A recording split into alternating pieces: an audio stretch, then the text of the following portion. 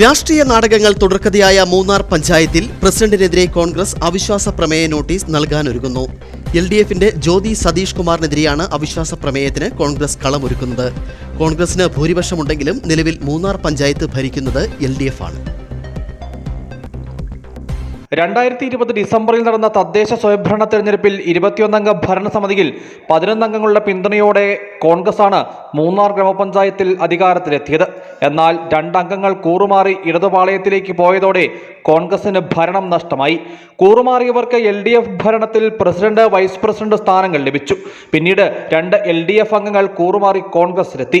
ഇതിനെ തുടർന്ന് ഭൂരിപക്ഷം ലഭിച്ച കോൺഗ്രസ് പ്രസിഡന്റിനെതിരെ അവിശ്വാസ പ്രമേയം അവതരിപ്പിച്ചെങ്കിലും പരാജയപ്പെട്ടു. ഇതോടെ LDF ഭരണം തുടരുകയായിരുന്നു. എന്നാൽ പിന്നീട് വൈസ് പ്രസിഡന്റിനെ കോൺഗ്രസ് അവിശ്വാസ പ്രമേയത്തിലൂടെ പുറത്താക്കുകയും കോൺഗ്രസ് അംഗത്തെ വൈസ് പ്രസിഡന്റായി തിരഞ്ഞെടുക്കുകയും ചെയ്തു. കോൺഗ്രസിന്റെ പരാതിയെ തുടർന്ന് കൂറുമാറിയ 2 LDF അംഗങ്ങളെ തിരഞ്ഞെടുപ്പ് കമ്മീഷൻ അയോഗ്യരാക്കിയിരുന്നു. പ്രസിഡന്റിനെതിരെ അവിശ്വാസ പ്രമേയ നോട്ടീസ് നൽകി 6 മാസം പൂർത്തിയാകുന്ന സാഹചര്യത്തിലാണ് കോൺഗ്രസ് വീണ്ടും നോട്ടീസ് നൽകാൻ ഒരുങ്ങുന്നത്. നിലവിലെ 19-അംഗ ഭരണസമിതിയിൽ 11 അംഗങ്ങളുടെ പിന്തുണയുള്ള കോൺഗ്രസ് അവിശ്വാസ പ്രമേയം വിജയിപ്പിക്കാമെന്ന പ്രതീക്ഷയിലുമാണ്.